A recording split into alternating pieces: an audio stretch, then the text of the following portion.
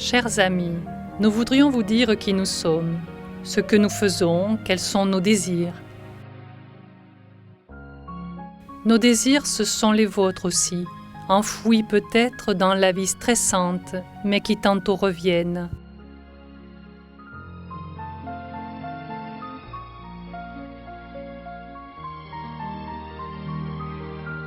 Sans doute, vous nous avez vus dans les hôpitaux, les centres sociaux et dans les églises.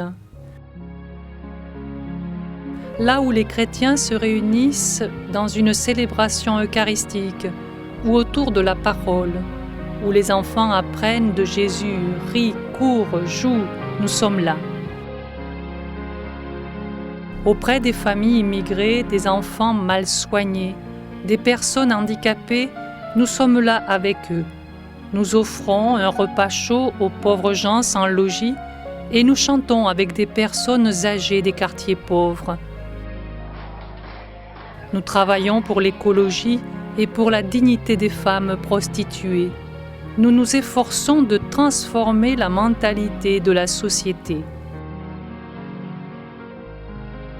N'importe où, avec n'importe qui, vous nous voyez rire simplement dans un habit gris. Peut-être vous ne vous demandez pas qui sont-elles, quelle est leur vie.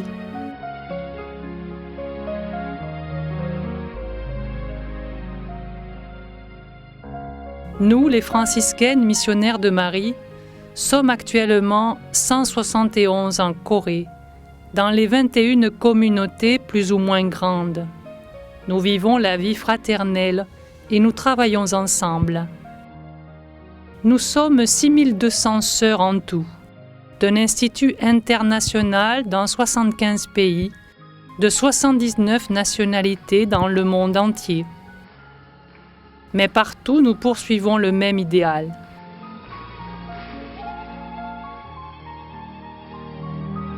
Le centre de notre vie est l'Eucharistie. Si nous sommes toutes sœurs dans une même famille, malgré les différences d'âge, de caractère, d'encadrement, de nationalité et de langue, c'est parce que Dieu est notre Père commun qui nous a créés, qui nous soigne et nous aime, c'est notre foi. Par la prière, nous commençons et achevons la journée. Dans l'Eucharistie, nous remercions Dieu le Père qui nous donne tous les biens et nous lui offrons nos joies, nos peines, nos soucis et espoirs. Nous, humains ordinaires, reconnaissons notre petitesse pour devenir les disciples de Jésus qui s'est donné entièrement pour donner la vie aux autres. Donc, nous souhaitons notre transformation en accueillant la parole de Dieu, en essayant de nous pénétrer des enseignements et de l'Esprit de Jésus. Nous adorons le Saint-Sacrement. Nous prenons du temps pour la méditation. C'est le moment précieux pour mieux connaître Dieu et savoir qui nous sommes, d'où nous sommes, où nous devons aller. Ainsi, Jésus est vivant au milieu de nous, le centre de nos vies, bien qu'il soit invisible. Comme vous qui devez travailler pour la vie de la famille, nous aussi nous travaillons. Quelques-unes vont travailler à l'extérieur, d'autres travaillent à la maison en préparant le repas, en faisant la couture, la lessive ou en faisant le jardinage.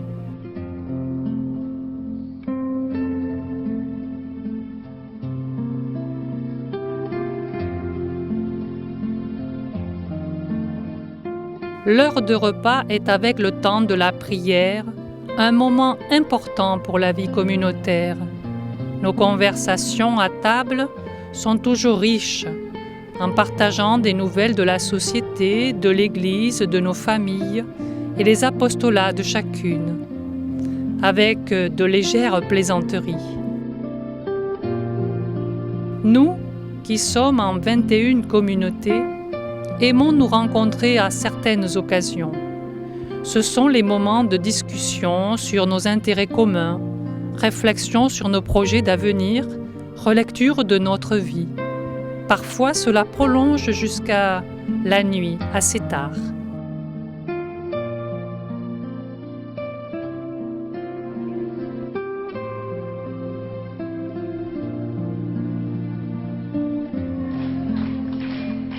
Pour les fêtes et anniversaires, nous dansons, nous chantons et rions.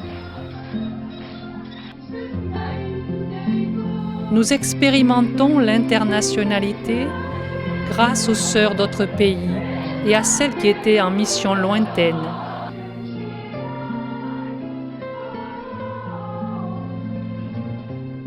À travers cette vie communautaire de prière, nous apprenons concrètement comment mieux aimer les autres en sortant de notre petit moi, comment faire grandir la vie en servant les autres.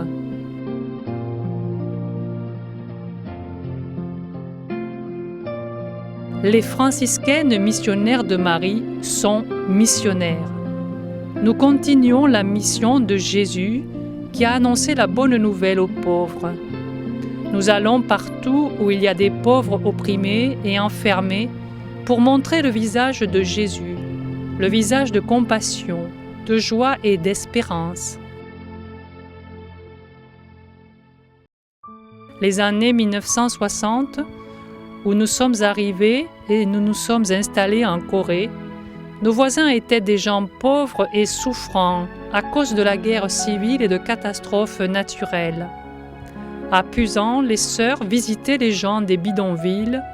Elles ont ouvert un dispensaire pour accueillir les malades. De même, à Séoul, elles ont commencé un dispensaire pour soigner les voisins.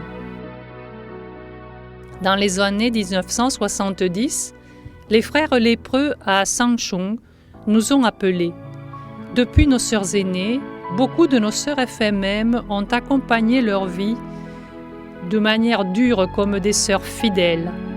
Là, nous avons partagé leur peine et leur joie, et nous avons découvert le bonheur de suivre Jésus qui a lavé les pieds de ses disciples.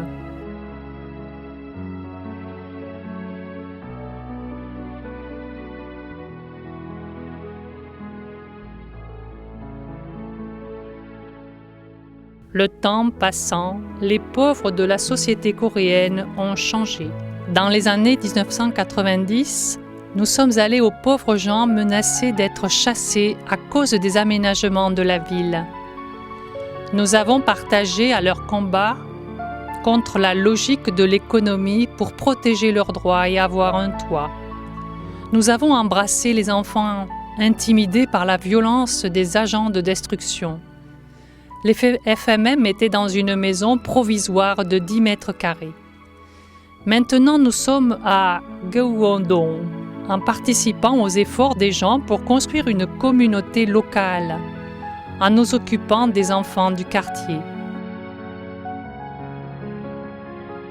À Jangsung, en travaillant dans une paroisse d'un village d'ouvriers mineurs, nous sommes amenés à nous occuper d'enfants sans famille.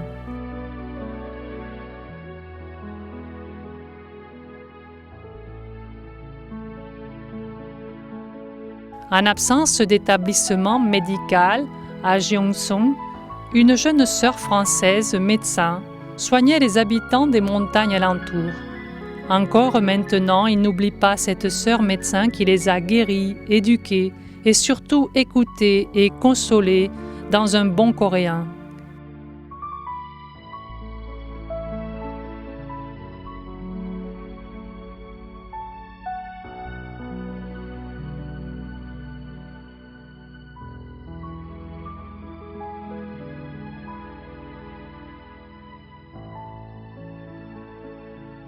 Les années 1990, avec l'importation des produits agricoles, une vraie crise de l'agriculture est arrivée dans notre société.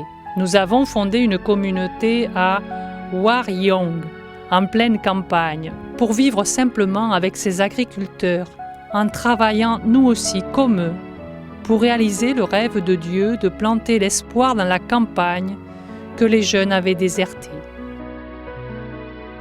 Nous sommes allés également auprès de 100 domiciles fixes et pauvres petits commerçants de fruits et légumes à Garakdong, Séoul. Notre simple souhait était d'abord d'offrir un repas chaud gratuit à ceux qui ont faim. Mais petit à petit, ce restaurant est devenu un lieu de partage, de matériel, de services, de coiffure et de soins médicaux. Il y a toujours des gens de bonne volonté qui se réunissent. Nous ne saurions trop remercier pour cette bénédiction débordante. Dans les années 2000, nous prenons en charge un centre social à Pusan, Dagamdong. Nous sommes avec les gens d'alentour, des petits aux personnes âgées, en nous occupant de leurs besoins divers. Notre fondatrice, Marie de la Passion, était toujours attentive à la vie des femmes. Pour continuer sa mission, dès notre arrivée à Corée, nous avons commencé un collège pour les filles à Busan. À Séoul, Garibongdong, nous avons commencé dans les années 1970 un foyer d'ouvrières. Après le départ du complexe industriel, il est transformé en centre pour femmes handicapées.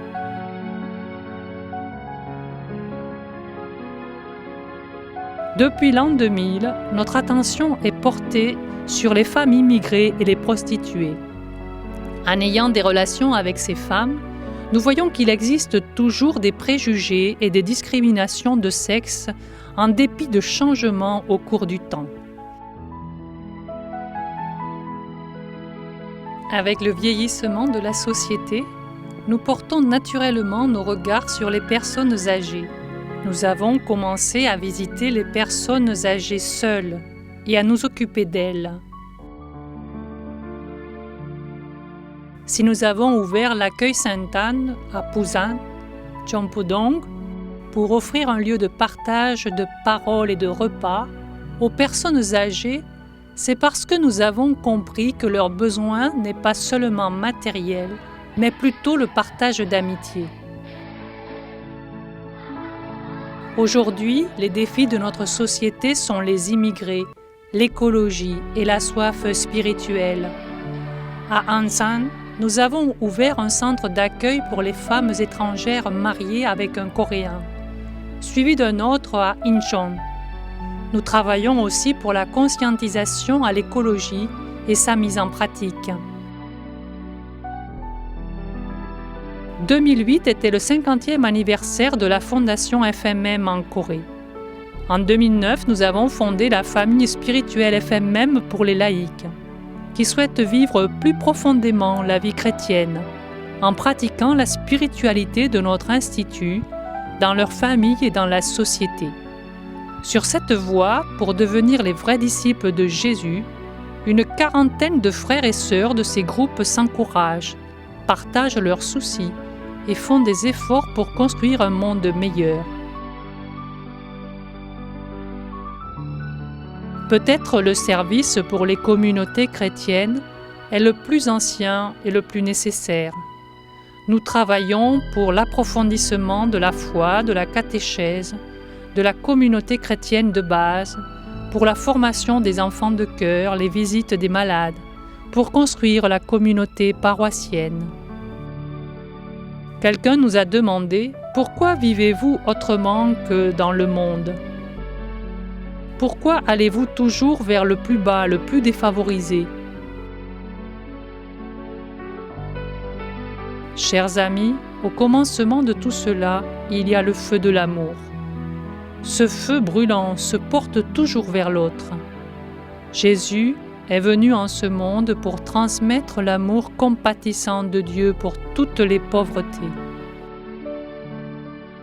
Jésus voulait mettre ce feu d'amour dans ce monde qui ne connaît pas l'amour, à l'humanité dépourvue d'amour. Jésus s'est donné aux pauvres, aux aveugles, aux opprimés, à tous, pour créer un nouveau monde où tous sont unis comme enfants de Dieu, sans tenir compte des frontières.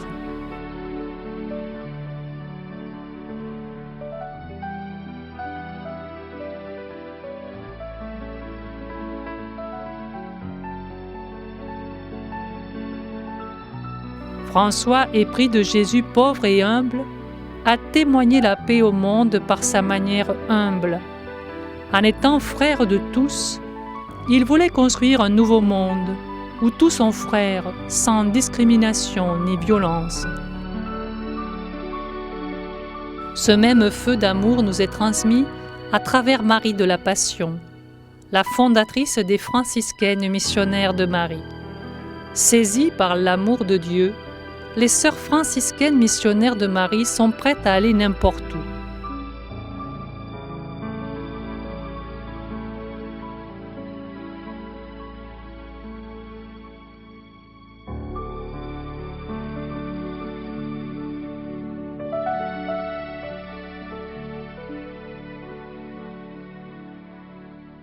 Chers amis, tout ce que je vous ai dit est finalement une histoire d'amour.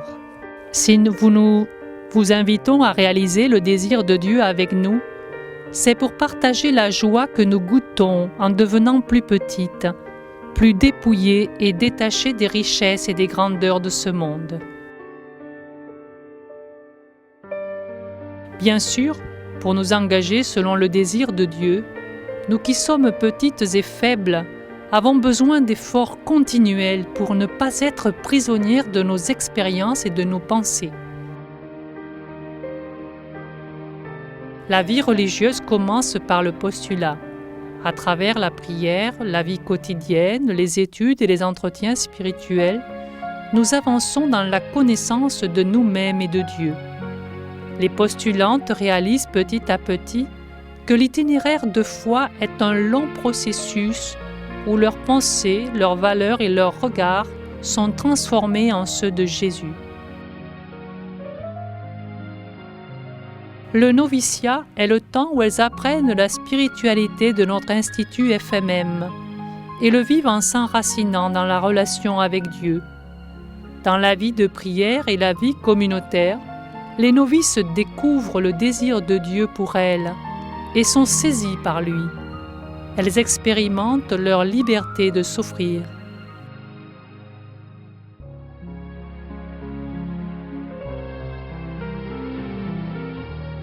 La profession des vœux est notre libre réponse à l'amour gratuit de Dieu. Après avoir vécu 6 ans depuis les vœux temporaires, avec l'acquis de la compréhension de cette vie religieuse, elles sont prêtes à prononcer les derniers vœux.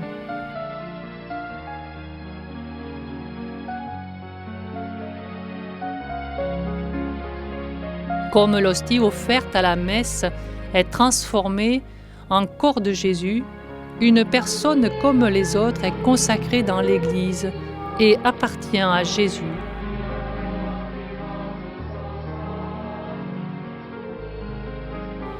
Les vœux perpétuels sont une offrande de tout leur être à Jésus, en cherchant chaque jour sa volonté, en étant son cœur, ses mains et ses pieds.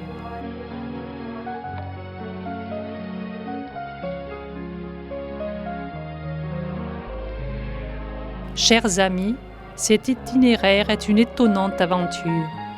Quitter son petit moi et devenir chaque jour un nouvel être à la dimension du monde, selon le désir de Dieu. Maintenant, nous n'appartenons plus à une culture, à un pays ou à une tribu. Nous regardons le monde sans frontières.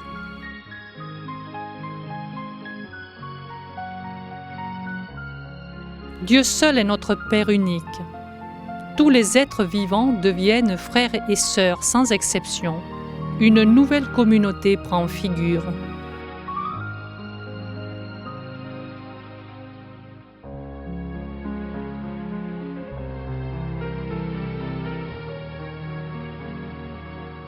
Actuellement, 32 sœurs FMM coréennes sont en mission dans 23 pays. Leurs activités, éducation, santé, assistante sociale, pastorale, sont différentes selon les situations du pays où elles sont. Mais partout, par leur être, leurs paroles et leurs actes, toutes les sœurs FMM confessent Dieu.